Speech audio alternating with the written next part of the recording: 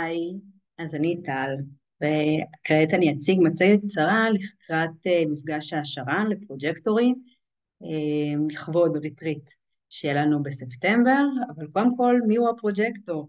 אם אנחנו יודעים מי אנחנו, מה אנחנו ולמה הגענו לכאן, אז בואו נתחיל. מי שלא מכיר בכלל את העיצוב האנושי, הכנתי פה קצת שקף. אחד, להראות בכלל מה זה. זאת מפה שנקראת מפת העיצוב האנושי, כל אחד מאיתנו יכול להוציא אותו בקלות.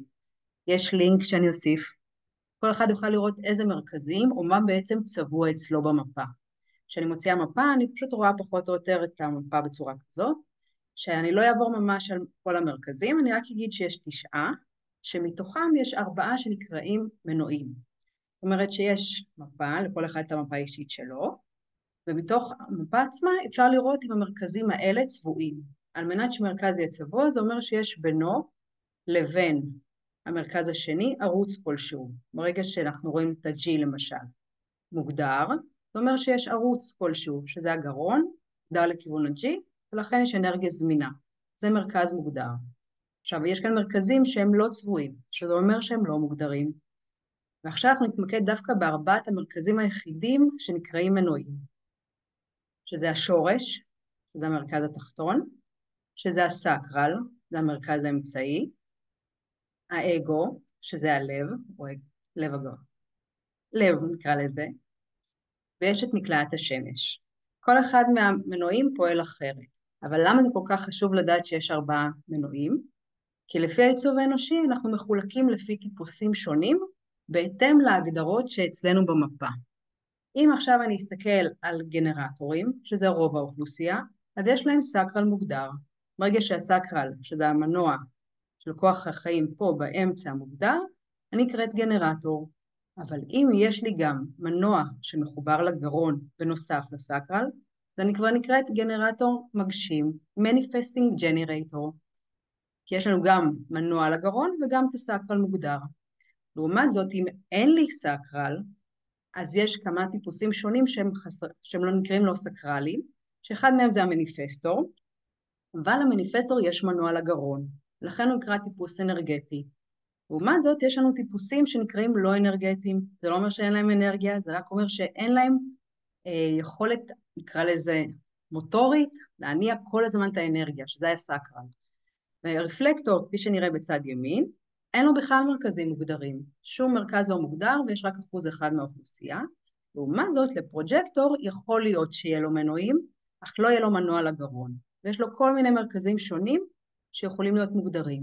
בעצם פרוג'קטור זה הטיפוס הכי רחב, יש לו הכי הרבה אופציות, הכי הרבה סמכויות, הכי הרבה קומבינציות, הוא יכול להיות עם 8 מרכזים מוגדרים, הוא יכול להיות רק עם 2 מרכזים מוגדרים. אבל מה שמאפיין את כל הפרוג'קטורים זה שאין לו סקרל מוגדר וגם לא מנוע מחובר לגרון.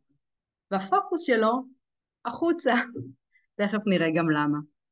מה בדרך כלל מרגיש הפרוג'קטור? איך שהוא מגלה את העיצוב האנושי הוא מבין שאין לו אנרגיה רציפה, אין לו סקרל מוגדר, לכן הוא הרבה פעמים מרגיש תשישות או ברנאוט, הוא עובד, עובד, עובד, ועדיין האנרגיה שלו מוגבלת.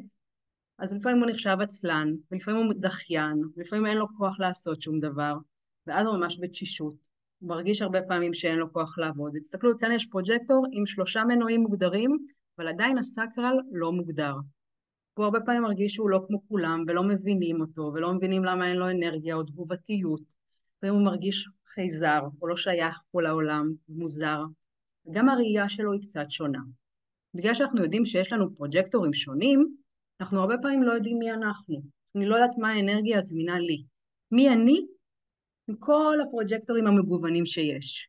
אז אם אני פרוג'קטור אנרגטית, שיש לי מנוע מוגדר, למשל פה בצד שמאל יש לנו את השורש מוגדר לספלין, ולכן זה נקרא מנוע לפרוג'קטור. יכול להיות גם פרוג'קטור רגשי, תכף נראה פרוג'קטורים אחרים.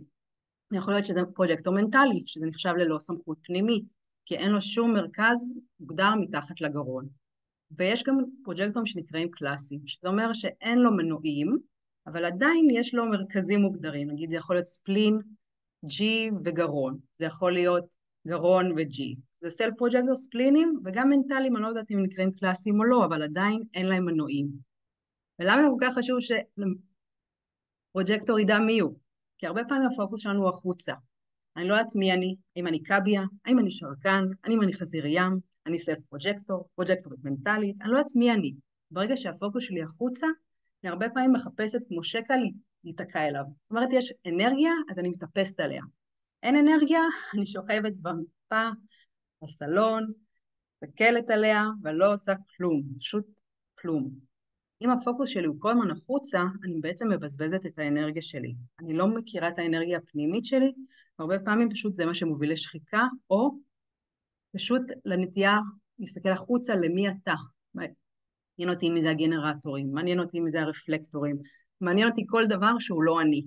ברגע שהפוקוס שלי הוא החוצה, אני הרבה פעמים גם מושכת אנשים שהם לא יודעים מי הם. ואז אני אומרת לעצמי, איך אני כל הזמן תלויה באחרים? איך כל הזמן אני צריכה שידעו מי אני, שאני אדע מי אני, מי הוא? למה כל הדברים ההזויים האלה?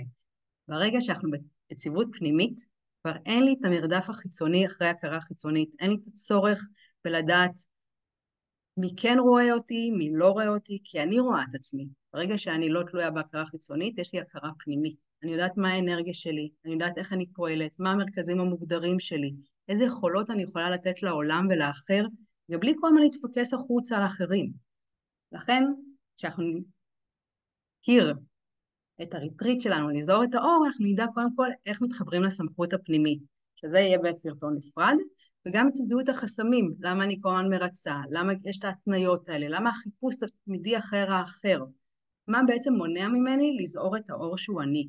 ברגע שאני בקבלה עצמית, אני יודעת מי אני, יודעת מי היכולות שלי, אפילו אם אני לא יודעת איזה מרכזים מוגדרים לי, אפילו אם אני לא יודעת איזה ערוצים, אני פשוט יודעת מה האנרגיה שאני נהנית ממנה, איזה אנרגיה אני אוהבת לטום, מה אני אוהבת לאכול.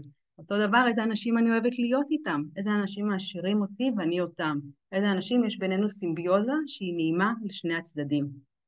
ואת כל זה אנחנו נכיר בהמשך. יש לנו זום חווייתי שעדי פז ואני יכולות להעביר בשבוע הבא ביום שלישי בשעה 8 בערב. אז אם אתם פרוג'קטור, אם אתם מכירים פרוג'קטורים, בא לכם להכיר יותר את הפרוג'קטורים, תשלחו להם את הסרטון הזה ונתראה.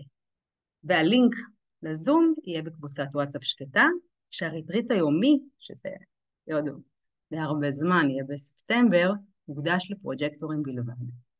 אז תודה על ההקשבה, ושיהיה לכולם יום נעים, ונתראה.